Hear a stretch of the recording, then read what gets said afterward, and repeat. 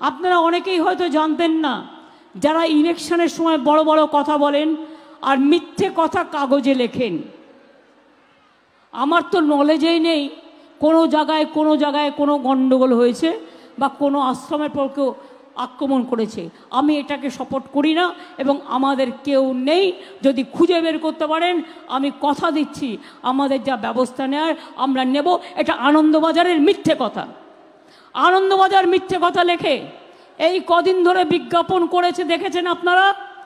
প্রত্যেকটা মিথ্যে বিজ্ঞাপন করেছে কাগজে বড় বড় করে, যদিও সাথে প্রতিদিনও করেছে এবং একদিন বর্তমান একদিন বা দুদিন করেছিল, আর বেশি নয়। আপনারা দেখেছেন গতকাল হাইকোর্ট বলে দিয়েছে এটা অন্যায়, এগুলো মিথ্যে, এগুলো বেআইনি, এগুলো করা উচিত হয়নি। ইলেকশন কমিশন কেন ব্যবস্থা নেয়নি? আমি যখন দেখে নিয়েছি কোর্ট অর্ডার দিয়েছে এবং বিশেষ করে ইলেকশন কমিশনও অর্ডার দিয়েছে, এরপর আমাকে ব্যক্তিগতভাবে আক্রমণ করেছে, আমার দলকে করেছে, আমি ডিফামেশনে যাব। অত সস্তায় ছাড়ছি না। তাই আবার মিথ্যে কথা বলছেন কেন বলছেন? আমার যদি কোনো গণ্ডগোল আমার কোথাও হয় বাংলায়, আমার কাছে তো একটা ইনফরমেশান আসে, আমার কাছে তো কোনো ইনফরমেশান এলো না, আমি তো জানতে পারলাম না।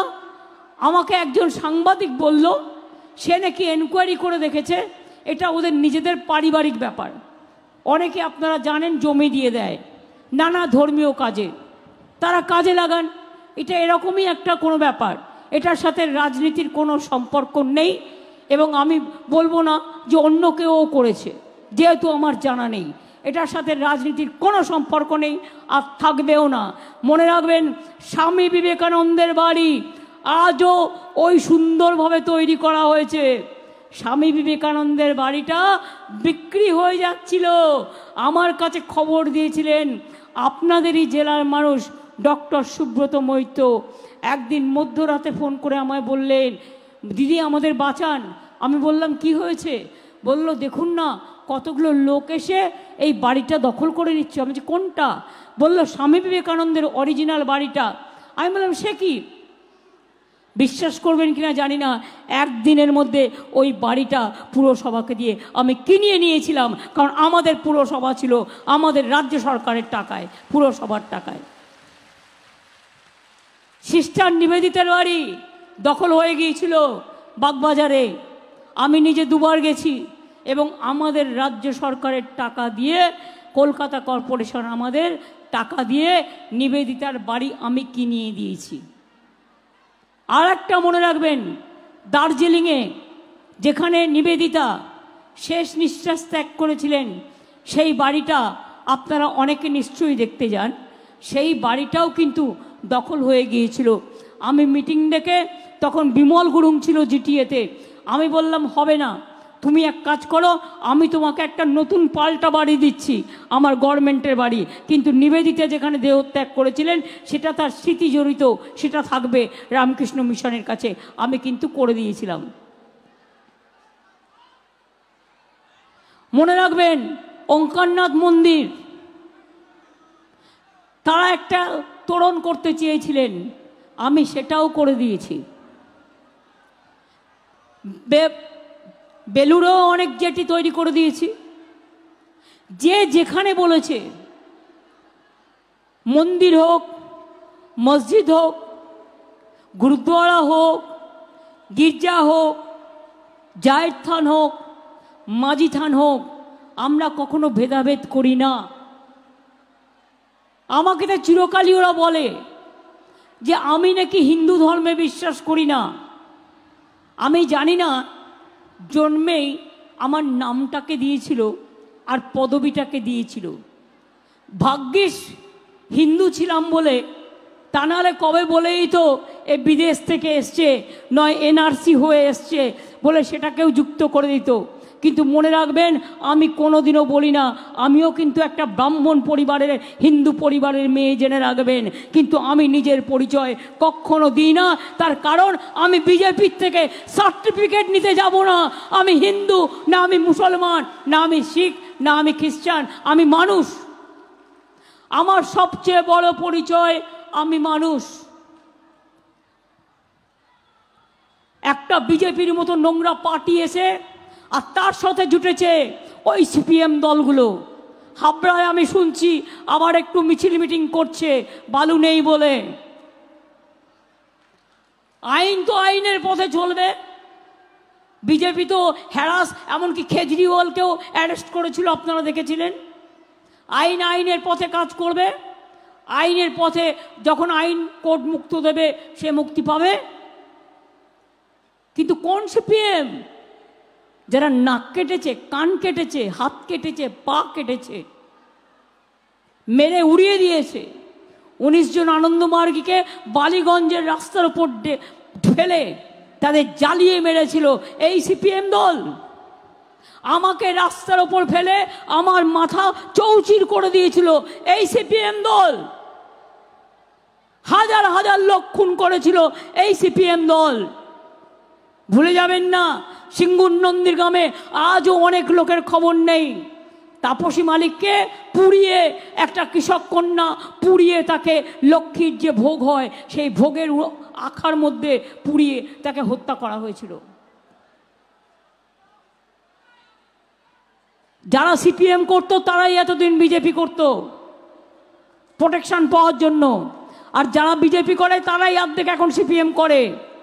তার কারণ আমি বারবার বলি, রাম বাম শাম, গদাই মাদাই জগাই, এই তিনটে দল বাংলায় একসাথে কাজ করে।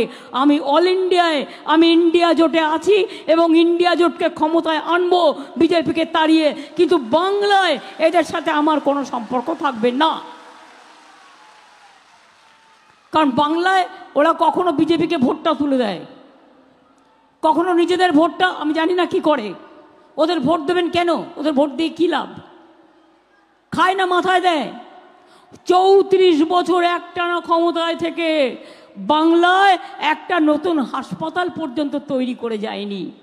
আর আজকে আমাদের 12 বছরে আমরা মাত্র 12টা ছিল, 60 বছরে আমরা 42টা নতুন হসপিটাল করেছি। তাছাড়াও 45টা মেডিকেল কলেজ সহ সমস্ত হসপিটাল তৈরি হয়েছে। এখানে ইউনিভার্সিটি মাত্র 12-13টা ছিল, আজকে 40-45 মাত্র, যেখানে ছিল 12টা। কি ভূমিকা ওদের?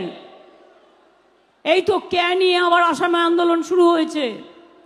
বাঙালিরা ভয়ে ভয়ে আছে এনআরসি নিয়ে আর কে নিয়ে। 19 লক্ষ হিন্দু মুসলমান, হিন্দু বাঙালিকে আসামে তাড়িয়ে দেওয়া হয়েছিল, এখনো তাদের অনেকে জেলে আছে। আমি গেছিলাম ইলেকশনের সময়, আমায় বলল, দিদি আমরা খুব ভয়ে ভয়ে আছি। আপনারা চান এনআরসি হোক? আপনারা চান কে হোক? শুনুন, 10 জনের ছবি দিয়ে লাগিয়ে দিয়েছে ওটা বিজ্ঞাপন। যেমন বলে না, অমুক জিনিসটা ব্যবহার করুক আপনি খুব ভালো থাকবেন, অমুক জিনিসটা ব্যবহার করুন আপনি সাদা হয়ে যাবেন। আবার কখনো কখনো বলে না, মোবিল মুখে মাখুন মুখটা সাদা হয়ে যাবে। এইগুলো হচ্ছে বিজেপির মোবিল বিজ্ঞাপন। কালোটাকে সাদা করবার জন্য মিথ্যে কথা বলে। কে? শুধুমাত্র কয়েকজন আফগানের লোক করেছিল, ওটাও কে নয়। যেমন নিয়ম আছে আমেরিকা বা অন্যান্য জায়গায় পড়তে গেলে 10 বছর হয়ে গেলে বা 5 বছর হয়ে গেলে ওরা কিছু দিনের জন্য থাকার একটা গ্রিন কার্ড পায়। এটা অনেকটা ওই টাইপের। সেটাও আফগানের ব্যাপারে, বাংলার ব্যাপারে নয়।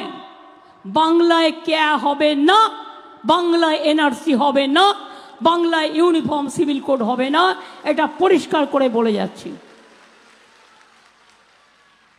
আমি অনেক প্রধানমন্ত্রী দেখেছি, কিন্তু এত অসত্য কথা বলার মতো মানুষ আমি দেখিনি।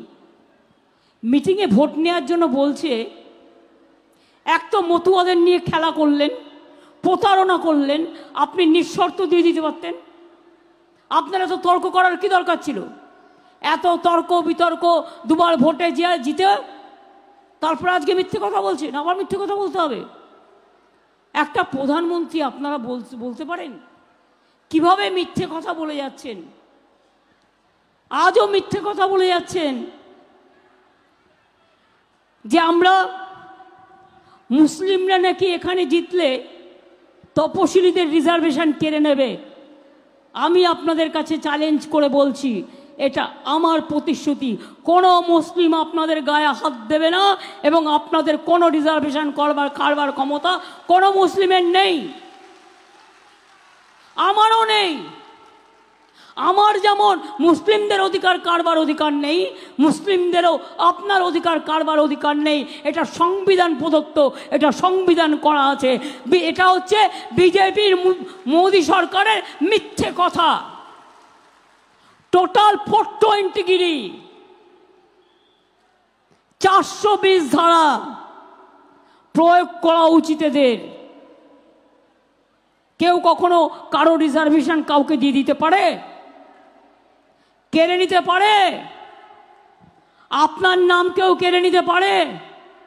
আপনার পদবি কেউ কেড়ে নিতে পারে? না আপনার সম্পত্তি কেউ কেড়ে নিতে পারে? দেশে কি আইন কানুন বলে কিছু নেই? এত মিথ্যে কথা। শুনুন, তপশিলীদের রিজার্ভেশন বাড়বে তো কমবে না, যেটা ছিল থাকবে, আছে থাকবে। আদিবাসীদের রিজার্ভেশন থাকবে। আমার এখানে ইকোনমিক ব্যাকওয়ার্ড ক্লাসও আছে, আমরা তাদের পড়াশোনায় রিজার্ভেশন করে দিয়েছি, তাদের অনেক সাহায্য করি।